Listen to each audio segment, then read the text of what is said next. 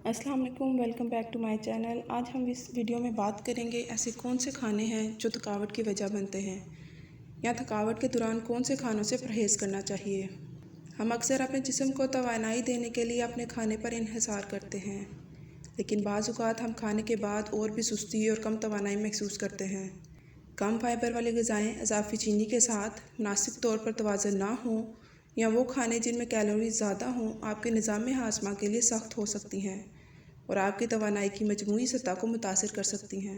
ग़िज़ाइयत के माहिरीन मशवरा देते हैं कि अगर आप पहले ही थके हुए हैं और दिन के वक्त मुतहरिक और ध्यान से रहना चाहते हैं तो पनीर, मीठे खाने, गोश्त और सोडा से परहेज़ करें।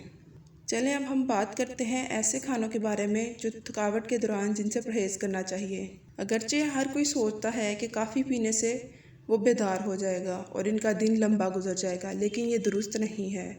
ये तस्लीम करना ज़रूरी है कि कॉफ़ी कुछ वक्त के लिए तवानाई देने का असर रखती है, लेकिन ये बाद में शदीद थकावट का बायस भी बनती है।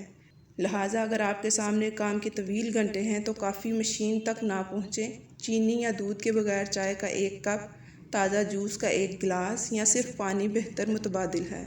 प्रोसेस शुदा पनीर में चिकनाई, सोडियम और कोलेस्ट्रॉल ज़्यादा होता है। हर किस्म के पनीर को अपने तवानाई के ज़रिया के तौर पर इस्तेमाल करने से परहेज़ करें, यहाँ तक कि जब इन्हें पावर बैंक कहा जाता है, बिल्कुल सिर्फ इस वजह से कि पनीर को हज़म करना ज़्यादा मुश्किल है।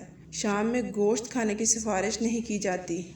हम जानते हैं कि इसे सही तरीके से हज़म होने में घंटे लगते हैं और यहाँ तक कि ये आपकी नींद को भी मुतासिर करता है, और ये ख़ास तौर पर इस वक्त मदद नहीं करता जब आप पहले ही थके हों।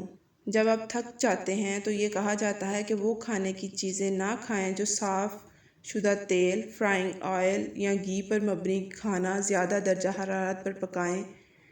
ऐसे खानों को तरजीह दें जो ताज़ा पके हों, जो आपके मैदे के लिए आसान हों और आपको फौरी तवानाई हासिल कर सकें।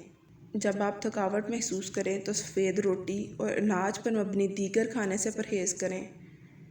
इसे तवील हज़म की ज़रूरत होती है और बहुत ज़्यादा तवानाई हासिल होती है, इसलिए जब आप टॉप फॉर्म में ना हों तो चावल, पास्ता या सूजी से परहेज़ करें।